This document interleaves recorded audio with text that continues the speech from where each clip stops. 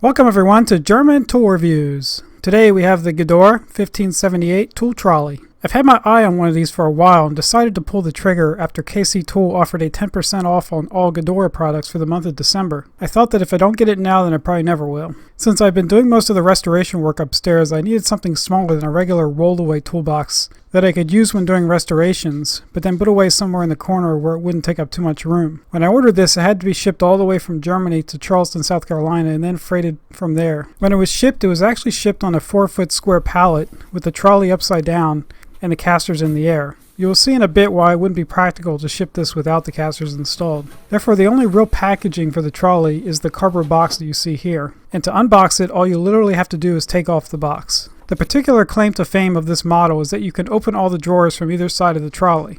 This will be useful in a job when you are working between two heavy pieces of equipment. The basic dimensions of the unit are 930 by 605 by 375 millimeters, which is conspicuously close to 36 by 24 by 14 3/4 inches. The drawers can extend a maximum of 240 millimeters or about 9.5 inches. There are 3 drawer sizes. The top 4 drawers contain a usable height of 75 millimeters or 3 inches. The drawer second to the bottom contains a usable height of 120 millimeters or about 4 3/4 inches. The bottom drawer contains a usable height of 210 millimeters or 8 1/4 inches. The maximum load for each drawer is 20 kilograms or around 44 pounds. The total load capacity of the trolley is 200 kilograms or 440 pounds. So unless your tools are made of lead, you could probably fill this thing up without getting even close to that limit. The stated weight of the unit is 45 kilograms or about 95 pounds, and I can tell you it was pretty darn close to that. It was a real pain to lug this up several flights of stairs. The unit does come locked with the keys taped to the top with masking tape. It does use a central locking system whereby all of the drawers will lock with a single key. The keys are actually Gedore branded, which is a nice touch. You always know that these go to the tool cabinet. The locking system is similar to what you would see in a filing cabinet that moves a tab piece of metal up and down to lock the drawers. All of the hardware and accessories were located in the second drawer from the bottom. Taking a look at what was included, we have one bag that contains all of the components and hardware for the handle, and a second bag that contains some drawer dividers and a zinc-plated tray. Now there is a bit of an elephant in the room, and that is in the form of several dents that were on the side of the trolley. My theory on these is that they are compression dents from where someone was over-tightening a shipping strap. If you look on the box, you can clearly see the outline of a strap, which corresponds to the location of these dents. Now, I don't believe this was done by the freight shipper because it was not actually strapped down, laying down when I received it. The theory is that it was on the top of a pallet and a strap was ratcheted down way too tight to cause the buckling. After contacting KC Tool about the dents, they did offer to send me another one, but I declined because the dents were really cosmetic since all the drawers still slid fine and the paint was surprisingly not damaged. That just goes to show you how tough this powder coating really is. I'm just not one of those people who returns things that I could pretty easily fix. I also didn't feel like lugging this thing back outside again. To get the dents out, I first tried the old trick of heating it up and spraying with freeze spray to pop them out. However, since this is very heavy gauge steel and that there was a fold in the dent, this did not work. I then decided to try sandwiching a couple of pieces of wood and use a large C-clamp to straighten out the metal. This actually worked surprisingly well, and I was able to get it to look a little more reasonable.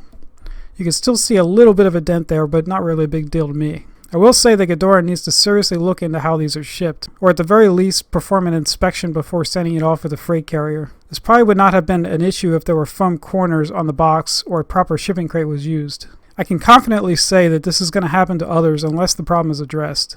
Now that the unit is on its side, we'll take a closer look at the casters and associated hardware. It looks like all of the casters are from Tenta, another German company that is known for making high-quality industrial and medical-grade casters. The front 2 casters are both swivel casters, with one of them having a full locking mechanism. The locking caster actually has an interesting design where it uses a gear-like mechanism and teeth to provide the total lock. The front casters are set into the trolley using metal tabs, so it doesn't look like they could be easily replaced if you need to. The wheels are secured with an M8 bolt and thread. Looking at the marking, we see that this is a class 5.6 bolt, which is recognized as a low-strength steel bolt. I'm not sure what the CE-TIN marking indicates, probably a manufacturer. I have no idea what the markings on the nut indicate. The casters themselves are a closed assembly, and it looks like you need a special tool to disassemble them to get into the bearings, so I didn't even try. The rear casters are non-swiveling and are significantly larger than the front casters. They also protrude from the footprint of the trolley body to provide more stability.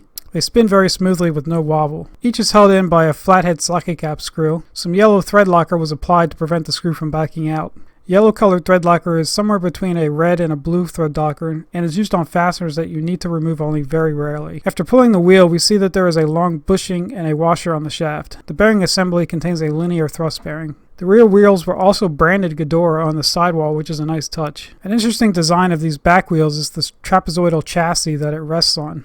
The axle is welded onto the frame in 3 locations. I know very little about welding, so I can't say if this is a good welding job or not, but I'm sure someone can chime in. The welds look to be there just to prevent the axle from sliding to side and are not load-bearing. Now it's time to assemble the handle. The handle is a powder-coated steel tube that uses plastic brackets to attach to the trolley. The brackets come with even an L and R marking to indicate the installation location. The tube does have an anti-rotation notch to prevent the tubes from spinning. The trolley contains threaded inserts to accept the included socket cap M8 screws. Gedore did include an Austrian-made 6mm L key from their 42 series with part number 6340850. The tube was definitely a tight fit on the brackets, and a hammer was needed to get that last few millimeters to get the holes to line up correctly. Now we'll take a closer look at the included accessories. Included were the following: 6 long lengthwise dividers with part number 1580/14, 2 short crosswise dividers with part number 1580/11-80, 1 metal tray. I believe this tray is a Gedore product, but there are no identification markings on it.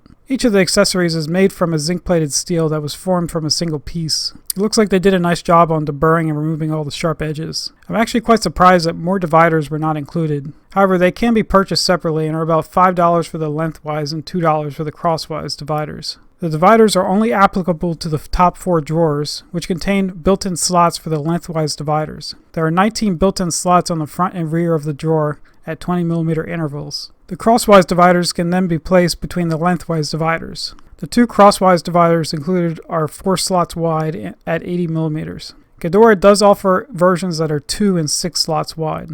This trolley is made in Austria in the same Gedore manufacturing plant that they make their pliers in. You can definitely tell a lot of pride when manufacturing this unit. On both sides of the unit, "Made in Austria" is boldly stamped into the middle frame. The drawers are constructed with ball bearing slides that are riveted to a support member inside of the trolley. It unfortunately doesn't look like you can easily remove the drawers, which I believe is more because of the feature that allows the drawers to extend in both directions. It looks like you would need to bend a couple of metal tabs to remove the drawers. There is a part number of 1164643 SC1610 stamped on the rails, but I couldn't find any information on these. The design that allows the drawers to be pushed in both directions involves a tab that rests between raised pieces of metal on each drawer. One advantage of having the drawers open in both ways that I wasn't expecting is that you can better utilize the entire drawer. In many toolboxes, the drawers won't extend past the footprint of the box for load and stability reasons. Therefore, you always have this little part in the back that is a pain to get to sometimes. With the Gedore 1578 design, all you need to do is push forward the drawer above it, or you can simply get at it from the other side. The top of the unit has an ABS tray, which has become a lot more useful than I thought it would be. I especially like the heavy lip that's provided on the edges that prevent tools and hardware from rolling off the edge. Another reason I was looking into getting one of these units is to hopefully try out some of Gedore's tool modules that are available.